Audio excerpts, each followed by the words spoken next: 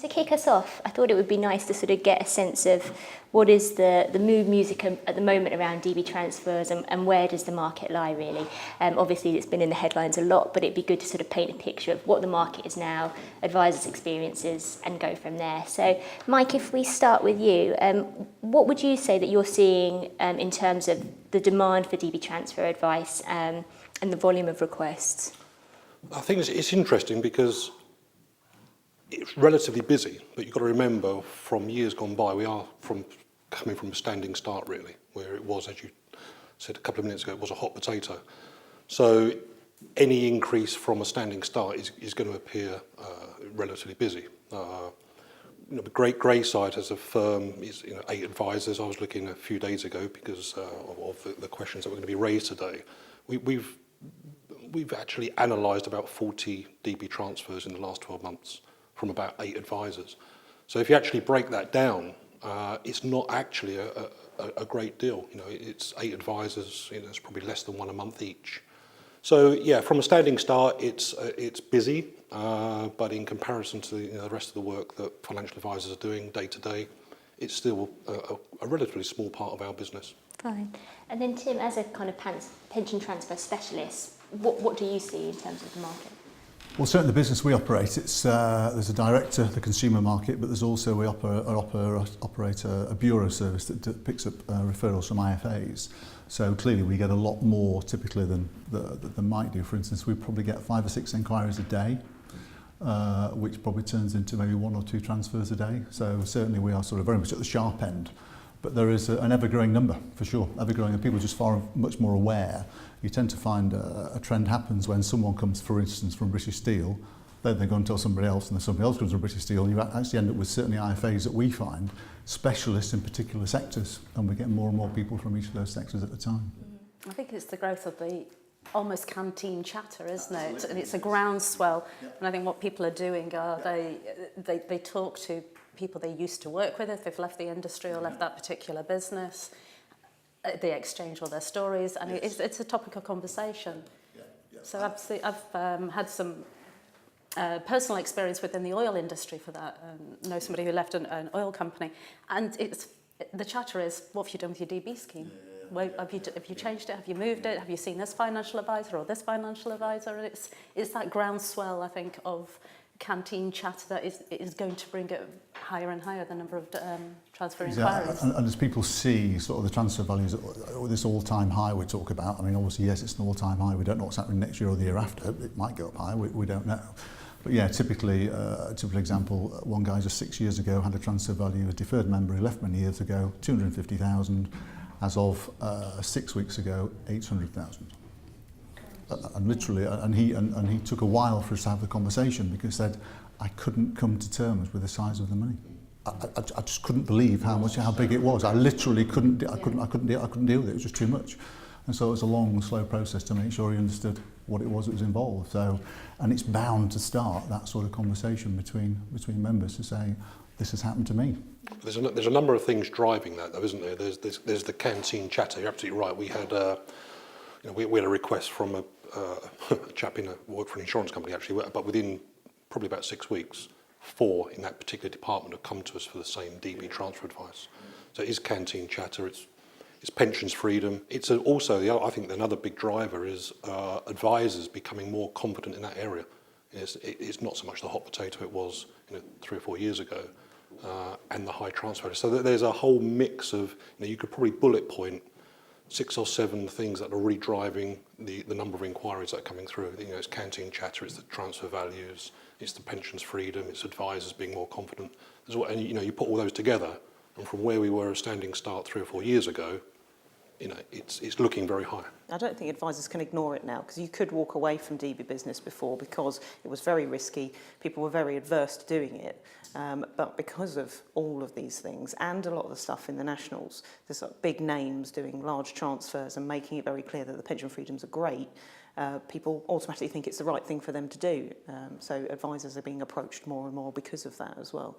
But they can't turn it away because it is such good business if it's done right. And that's the thing, is protecting themselves as well as protecting the client. Yeah, it used to be taboo, didn't it, that you would kind of carry out a DB transfer, and now it's sort of like you have to really understand the due diligence in terms of actually there may be times when it's suitable. And Indeed. And even the FCA are coming round to this with their consultation with saying that it's not, your standing start isn't, it's unsuitable. Personally, I've always thought that's a little bit of a daft starting point, because advice generally should always be neutral before you start.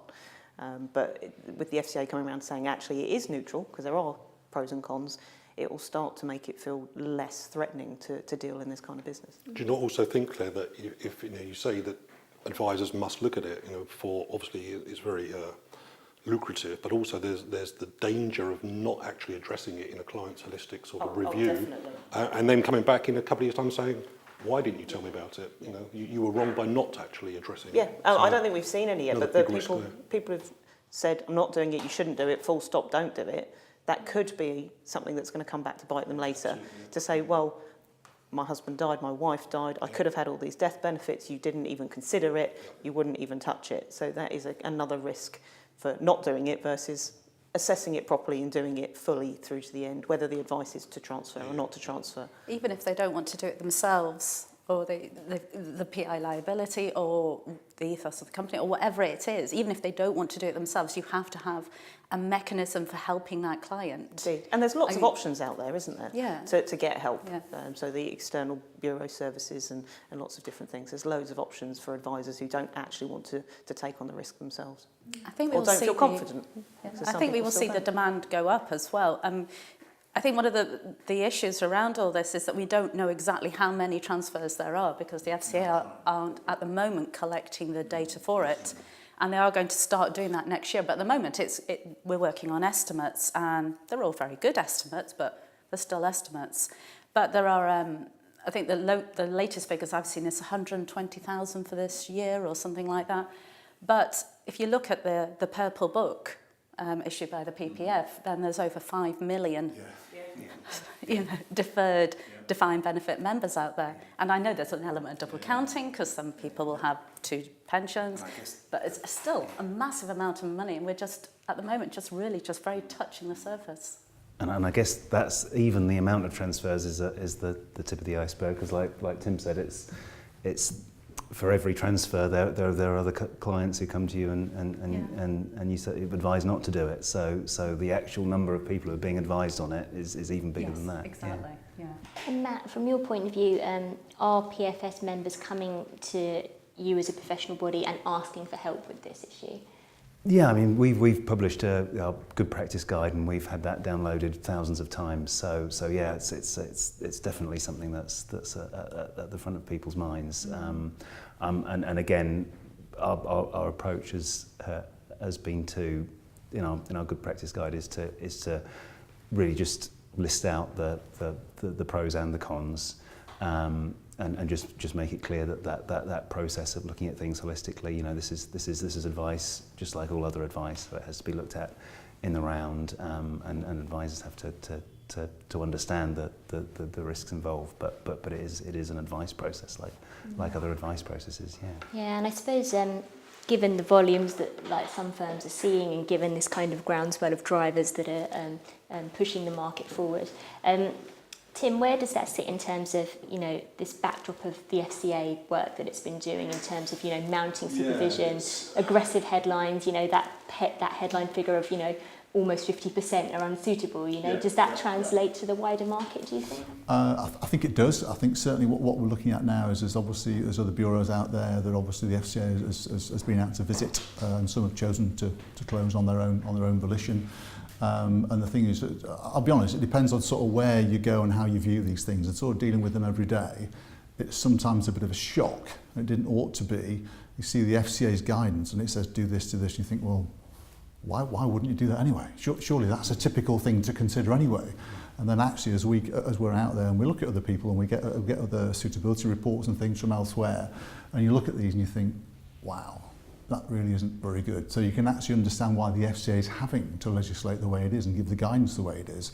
I think what's always difficult is that you're going to get managed and you're going to get assessed against rules that haven't actually yet been written. And that's really what becomes quite difficult. So all you're doing all the time is best guessing.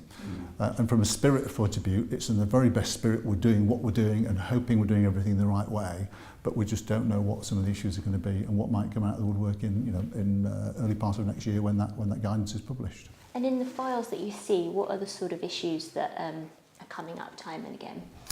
The issues that come at time again, we have a lot of referrals in from IFAs and advisors who tend to, still many of them, tend to see bureau services as a tick box exercise. Here you go, here's a pension, just get on with it, I'll deal with the investment. And that's where it's really moved over the past sort of 2 or 3 years. We're now pushing back and saying, I'm sorry, if you don't give us all the information that we need, we don't want your referrals, just go away. We don't want them because we can't do a proper job. And I think it's now clearly defined as what the pension transfer specialist and the bureau service needs to do. Yes, it gives advice on the transfer, but also makes sure the suitability of the chosen investment as well. So certainly IFAs are having to wake up and realise that it is a high risk area. But that was one of the FCA's sort of fundamental findings, wasn't it? The lack of a personal recommendation. And ticking the box. And I was quite interested in that suitability review because it was quite a narrow review as far as I'm concerned. I mean, I think it was only 13 firms and less than 100 cases. So you'd actually be quite interested to know if they widened that review, what were those sort of percentages of unsuitable? Or I think the other, what would it look like if they widened that review and made it much larger for the wider market, and also the actual findings of 50% unsuitable. There was a really high percentage as well of unclear whether it is unsuitable, which was neither here nor there. Really didn't really tell you too much, did it? I think the FCA are in the position where they have this sample, and I agree with you. It was 88 cases or something, wasn't it? It was very, very small, and you can't rely on that being completely accurate. There's just no way. But on the other hand, I think they were looking for an opportunity to reiterate the messages that came out in their alert from January, where they are saying you have to do this, you have to make it specific, you have to make it about the investment, you have to make it about the personal. And the problem is that they're in the position, I think, at the moment that they're making these announcements, but they're not actually bringing out, because they're not in the position yet to bring out the guidance. Yeah. So it's almost like we're just going to use this. This is just a good promotion possibility to do this. But we're really, I think, now waiting for the guidance to come through. Yeah, I think the message was, because the FCA themselves said it wasn't a representative sample, but what they were saying is if you look at that sort of industrialised process, that sort of shortcuts and cutting corners, then that's the kind of result you get. But yeah, no, I think they weren't saying that reflected advice as a whole, and I think it was good they reiterated the point that early in the year they found that over 90% of advice that was being given throughout the market in a more representative study that was also a reflection of the way advice is being given at the moment. And Claire, from your point of view, do you see this as they've sort of earmarked some things where suitability is an issue, the FCA, but there's also seems to be more of a focus as well on that underlying investment and what's happening in that process, and we've seen that in other parts of the market, haven't we, like SIPs, for example? Yeah, I mean, what they do want the whole process, so it's not a case of, even if you were doing a switch, so a PP to a SIP, they don't want you to say, well, you're just going to a SIP and this is a suitable SIP because of the charges, without mentioning the investments.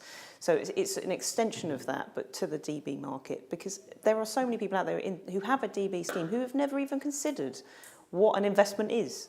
So you do a transfer and they say, well, I'm going to self-invest, or I'm going to pick this one portfolio, and then they go to the bureau and say, well, that's what we're going to do. That may be totally unsuitable at the end of the day. So the whole thing needs to be stitched together into one comprehensive piece of advice. Even if the advice comes from 2 areas, it all needs to still sit together, and they need to talk to each other. So the original advisor and maybe the bureau service need to stitch that advice together so the end result is one comprehensive personal recommendation.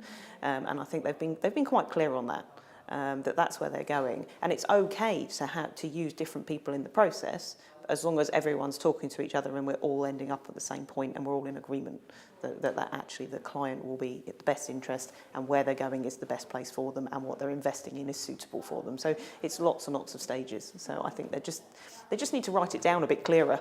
And that's what a lot of this is. All the things that we've seen so far, they've drip-fed things in, so the possible changes to the suitability, stance and all those things, but it just all needs to be tied up together and all needs to be clearly set out.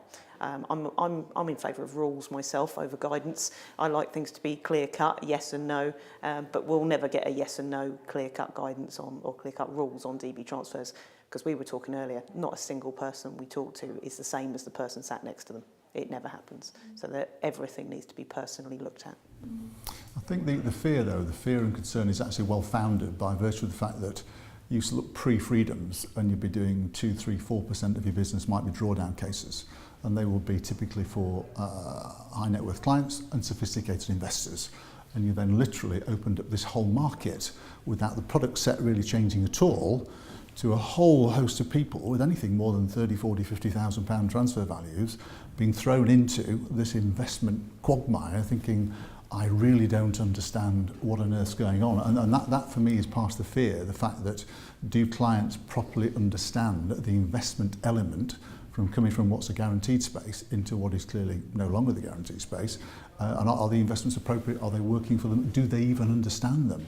And clearly that's going to be part of the problem, and this obviously going to come to a head when the first time the market turns on its head and we all expect a drop we're waiting for, then what the reaction going to be? Well, hold on, I was sat in a DB scheme, now my money's just dropped 20, 30%, what's happening to it? Or typically, more likely, in 5, 6, 7, 8, 9 years' time, and this I know is the fear from the PI, I was with the PI brokers last week, their fear is that as this market moves on, people starting to take access money, the money runs out. They then go back, even before retirement, and they're going back to the advisors in a few years' time and saying, hold on, I've run out of money. You didn't tell me I could run out of money. What's happened to it? What's happened? You told me I could take this amount of money for the next 20, 30 years. Well, it's all gone. And so this is part of the concern. The PI market's actually interesting, reacting very sensitively. There's a bit of a kickback in the market at the moment for them saying that they don't like pure DB type business, purely because of that fear in a few years' time. I think part of it is, as well, it's the high, as far as the client is concerned, if you've not really been involved in looking at this specific element into the detail that all the advisors have been doing, you get a transfer value, and you're looking at the transfer value and it's X amount, thousands of pounds, and you're looking at it going, well, okay, that's 40 times my income. Yeah. And really, when you par it back, that's it. So that you've got this lump of sum. If you take out your income or your whatever for 40 years, that should last you. That's logical. That's maths. And I think that people get maybe blinded on that particular fact and don't actually understand all the peripheral investment elements that you're talking about, or they downplay that particular risk side of it. Yeah, which is why it brings it more to the fact that the annual reviews are just so much more important than perhaps they ever used to be. A annuity client, you park an annuity client, you go back every 12 months, the service hasn't really changed because they've still got what they always had. A drawdown changes completely. Absolutely. So the real crux is going to be the reviews. I was just going to come in on that, Tim. You're absolutely right. I mean, drawdown, DB transfers going into drawdown post-retirement, absolutely critical that the clients are engaging with their financial advisor, even if they've moved away and it's a new financial advisor. They must be engaging them on at least an annual basis. And talking about money running out, I cannot understand how you can be transacting in the DB and drawdown market without good cash flow modelling, because it just paints that picture, doesn't it? A lot of assumptions, but it paints a picture.